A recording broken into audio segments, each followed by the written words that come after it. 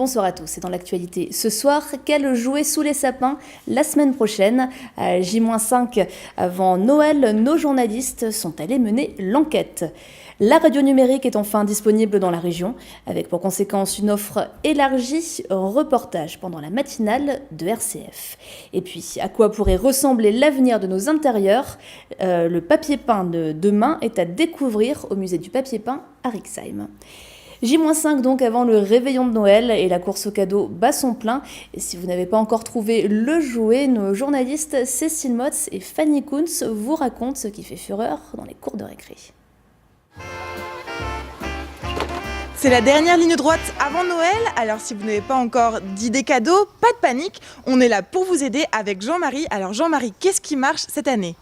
Alors justement, vous êtes devant. Les indémodables cette année, comme tous les ans, les Monopoly, les Cluedo. Alors cette année sur des dérivés de Monopoly, tels que le Monopoly Fortnite, le Cluedo Harry Potter.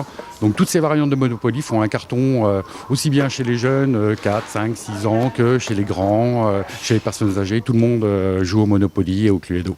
Alors on a des classiques, mais est-ce qu'il y a aussi des nouveautés? Alors il y a des nouveautés.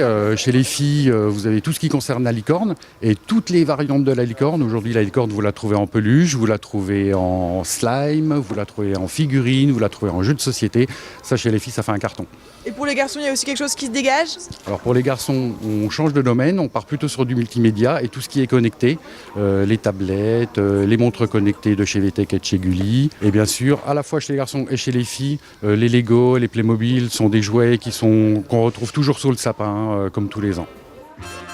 Entre peluches, poupées, Playmobil ou Barbie, dans les magasins de jouets, les idées cadeaux ne manquent pas et sont parfois surprenantes. Coltacrotte, c'est quelque chose, ça amuse les enfants, surtout les petits. Des toupies, des nerfs et des jeux de société. Je cherche des jouets qui ressemblent à ça, en fait. La gamme Miraculous. Ma petite nièce court après. J'ai commandé des Hatchimals pour Noël. C'est des petits œufs où tu as un petit cœur dessus, tu dois le frotter à un moment, dès qu'il vient rose, et il va s'éclore. Noël, c'est dans moins d'une semaine, alors soyez sages pour crouler sous les cadeaux. Et commerce toujours, le sous-préfet de Mulhouse a annoncé l'ouverture exceptionnelle des commerces de la ville dimanche 30 décembre, 13 et 20 janvier. Une mesure prise pour compenser la baisse du chiffre d'affaires dans certaines entreprises en raison du mouvement des Gilets jaunes. C'est à la radio ce que la TNT a été à la télévision. Le DAB+, ou radio numérique, est arrivé en Alsace il y a quelques jours, proposant de nombreuses nouvelles stations. Pour les entendre, il faut s'équiper d'un poste compatible. Les fréquences FM ne vont pas disparaître pour autant, mais l'offre est désormais plus importante et avec une meilleure qualité d'écoute. Parmi les nouvelles radios déployées à Strasbourg, il y a RCF. Cécile Motz est allée assister à la matinale.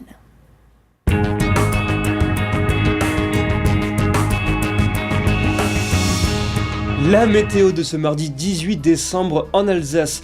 Il va faire agréable aujourd'hui, une belle journée. De quoi aller se balader dès que l'occasion va se présenter, profitez-en. Je dis ça, je ne dis rien parce que ça risque bien de ne pas durer, Demain il pleut.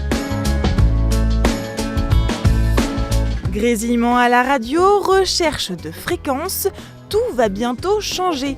Depuis le 5 décembre, le DAB+ s'installe en France.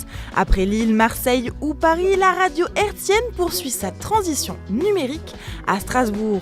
Pour la radio chrétienne francophone, c'est une réelle opportunité. Ce nouveau mode de diffusion a pu lancer la station alsacienne. Un mode de diffusion qui passe toujours par voie hertzienne, mais qui rassemble sur ce qu'on appelle un multiplex, qui rassemble plusieurs radios et qui permet d'avoir un son numérique nettement meilleur et puis aussi de pouvoir rassembler un plus grand nombre de radios au niveau de la diffusion. La volonté du CSA, c'est vraiment une volonté très forte de dire l'avenir de la radio en France, c'est le son numérique, c'est la radio numérique et donc il y a une autorisation progressive. Et si RCF n'existait pas, c'est bien parce que la bande FM était surchargée. Aujourd'hui, ce sont 43 nouvelles stations qui démarrent en Alsace, et cela grâce au DAB+. Jordan a commencé l'aventure RCF dès son lancement. Habitué à la bande FM, il travaille maintenant en DAB+. Mais pour lui, pas de changement majeur dans sa manière de travailler. C'est quelque chose de dingue dans une carrière de journaliste, être à la naissance de la création d'une radio et puis la création d'un nouveau support qu'est le DAB. C'est plus de possibilités d'écoute. Voilà, avant, un auditeur de RCF qui écoutait ailleurs en France, il n'avait pas l'Alsace. RCF en Alsace, maintenant il l'a grâce à ça. Ce sera pour une meilleure qualité d'écoute. Quand on sera de Strasbourg à Célestat pour aller à Mulhouse, on n'aura pas de coupure. Ce sera une qualité qui sera plus fluide. Et puis surtout, il y aura de la place pour tout le monde. Ça aussi, c'est un des gros avantages du DAB. Ici à RCF, on est disponible pour les auditeurs que parce qu'on a le DAB. Sinon, on n'aurait pas été présent. Son de haute qualité, réception de la station continue, offre de stations diversifiées et pluralistes, DAB+, séduit. Seule difficulté, comme le passage à la TNT, il va falloir s'équiper avec des postes de radio adaptés. Le DAB+, devrait être accessible à 70% de la population métropolitaine d'ici 2020. La bande FM est donc en passe de disparaître. Certains de nos voisins, comme la Norvège, ne l'utilisent déjà plus.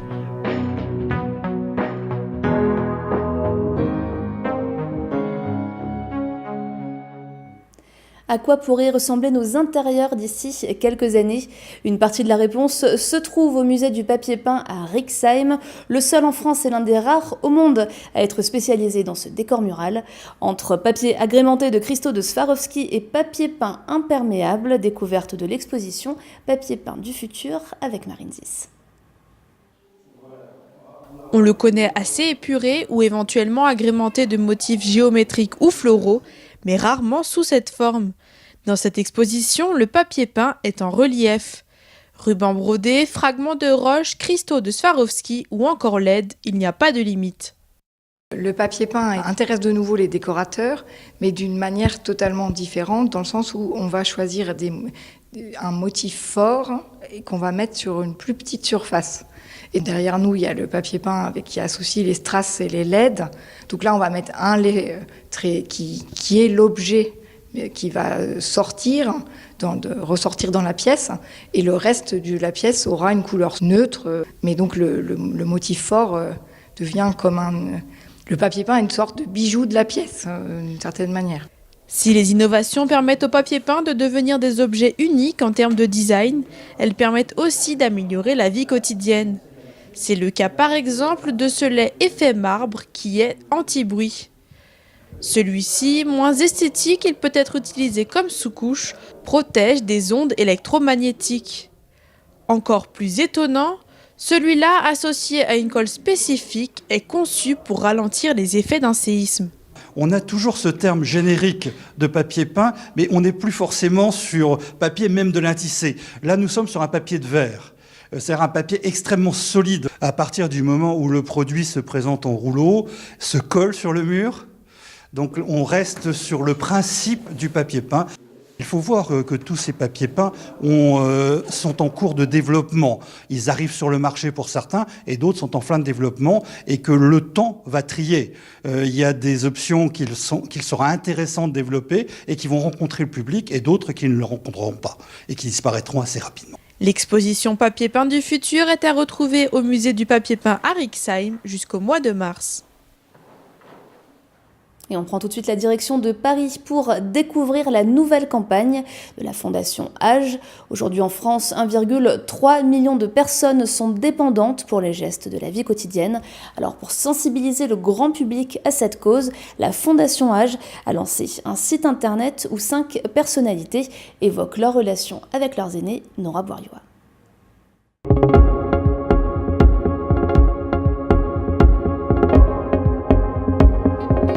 6 mois mois après le tournage des premiers épisodes de l'émission Tendre Bavardage à la Maison de l'Alsace, la Fondation Age a lancé le site internet tendrebavardage.tv. On y découvre les témoignages de 5 personnalités qui évoquent leur relation avec leurs aînés. Parmi les participants, il y a l'humoriste Gérard Dahan ou encore la présentatrice télé Amanda Scott. Je pense que la vieillesse, c'est un sujet qui touche tout le monde, c'est universel. C'est hyper important évidemment de s'occuper des anciens, puisqu'on passera tous par là à un moment donné. Et donc, évidemment, j'ai eu des grands-parents qui sont partis malheureusement. J'ai même perdu ma maman. Alors pour le coup, elle est partie jeune, mais enfin en tout cas, c'est un sujet qui me touche particulièrement. Chaque épisode est animé par Delphine Vespizer. Avec douceur et délicatesse, c'est l'occasion de montrer une nouvelle facette de l'invité, plus personnelle. Moi, j'essaie de les interviewer pour comprendre qui elles sont vraiment et pourquoi elles sont devenues ainsi. C'est-à-dire qu'on devient tous quelqu'un en fonction de la famille et des racines qu'on a eues. Et ces épisodes sont là pour honorer les gens qu'on a aimés et qu'on a accompagnés. Aujourd'hui, 1,3 million de personnes sont en état de dépendance et ont besoin d'une tierce personne pour accomplir les gestes essentiels du quotidien. L'idée des différentes interviews est de montrer l'importance de les soutenir et de les accompagner. Parler du vieillissement de la population, c'est souvent fait par des grands spécialistes, de manière toujours très très sérieuse. C'est un sujet sérieux, certes, mais je voulais qu'il y ait un regard ludique, un regard effectivement adapté aux nouvelles modes de communication, aux nouveaux médias, les réseaux sociaux. Donc effectivement, le format d'une vidéo, de différentes petites phrases, les réseaux sociaux sont importants pour véhiculer aujourd'hui un message. On peut faire pacifiquement des choses grâce aux réseaux sociaux, quoi. La Fondation H compte continuer à alimenter le site internet avec de nouveaux témoignages. 25 autres personnalités se seraient déjà portées volontaires pour les prochains épisodes. RGDS, partenaire des Alsaciens qui s'engagent. Et on finit ce JT avec l'image du jour d'Oliviane. Une tradition qui semble en nette perte de vitesse, c'est celle des vœux avant les fêtes. À ce jour, nous n'en avons reçu que 4, ceux de l'Embar, du Parc des Expos de Mulhouse, et ceux de 5 minutes en vidéo de Guy-Dominique Kennel. Enfin, ceux de la Fondation Entente franco-allemande. Mais on a aussi ouvert ce matin ce beau mail de Eri, des vœux personnalisés que nous allons partager avec vous.